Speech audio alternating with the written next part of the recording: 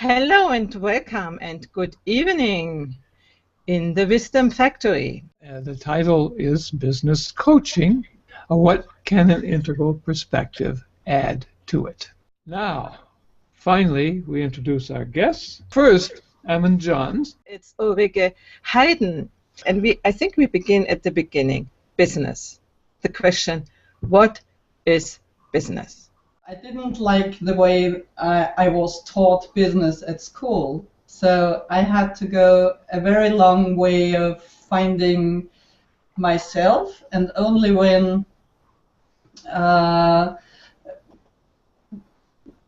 came to my core and I had found what was essential, and I knew what I wanted to work with people, and I needed the money to do what I wanted to do, then business became sort of important again. So business for you is doing what you like and getting money?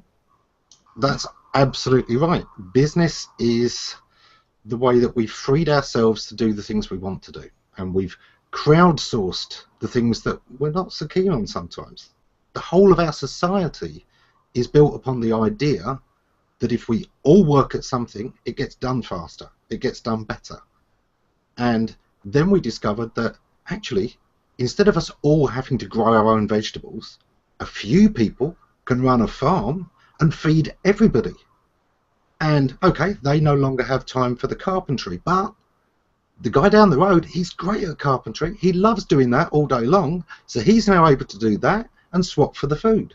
Society is built on business. Business is what enables us to feed everybody, to clothe everybody, to house everybody, and still be able to find our own path, our own value, our own thing that we want to do. Instead of realizing that business is about keeping society going, it became about who's got the most points. Yeah. I always think that, you know, the goal of a business isn't to make money, it's to employ people, to make society. And if I think of nowadays ways where people share knowledge or do crowdfunding, there are certain values which change in businesses. It's a very, very changeable industry, and yet there are things that don't change. Not really a core change in who we are as people, it's a core change in what we expect of the technology. As we get more and more used to the technology, instead of being amazed that instead of having to wait 2 months for a letter, we can now have email. Now we want email in 2 seconds, not 10, 2. And in any business, it's always the best way to deal with change is to find the things that don't and to anchor yourself to those things, which is usually the core values of your clients. Understanding what your customers want doesn't change that much. Their expectations will, but who they are as people doesn't change quite as much. Now, Ulrike, did you find something to an example? Yes, of course. One big change with our clients often is to come from a it's a hard word to say that, but I'll say it nevertheless, from an obedience mindset where you follow the instructions of your employer to get to an achiever mindset where you do your own conscious business map and where you follow your own plans. That's a crucial shift for many people. So that's what we experience. And it's not only a mind shift, it's also a shift in competences. You have to regard many things which you didn't before, which you didn't even notice in your employer's company before. And I think that's where at least 4 cornerstones come in, what people can regard or put their lenses on. And that would be their psychology, their mindset, are they already visionaries and daring people, or is there still a lot of anxiety to strike out for one's own purpose? So that would be one cornerstone. And the other cornerstone would be how productive are you already? In Austrian law, you get paid, that's our law, as an employer. You have to be there, but you don't have to be efficient. That's not in your contract. To be there is in your contract. If you are not there, you sooner or later won't get paid. But it's not that you have to achieve so much as when you have to become self-supportive. And that's something I value very much, when people really become self-supportive to the core of themselves. That's a loving act too.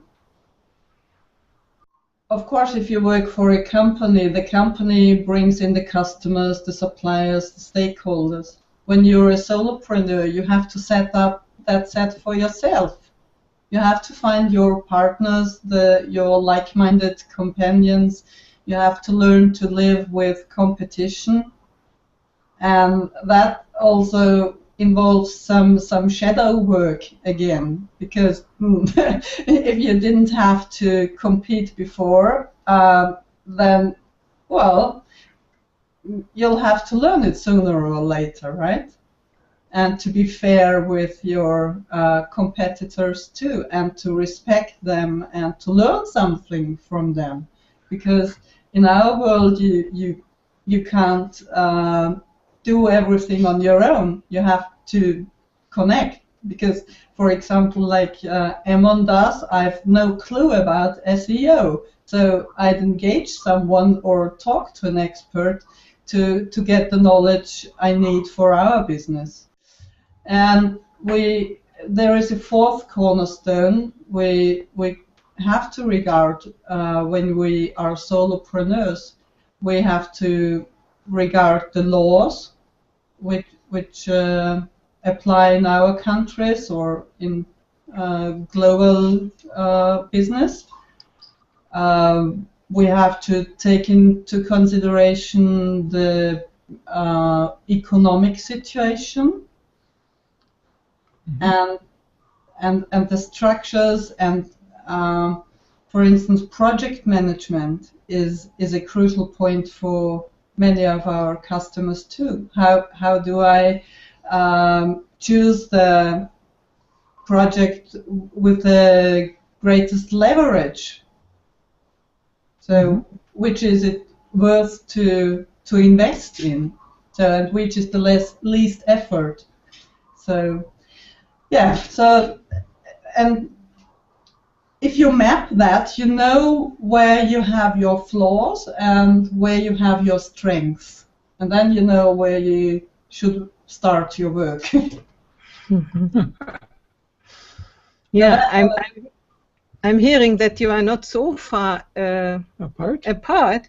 So I would like to know, as the title is, what does integral add to business coaching?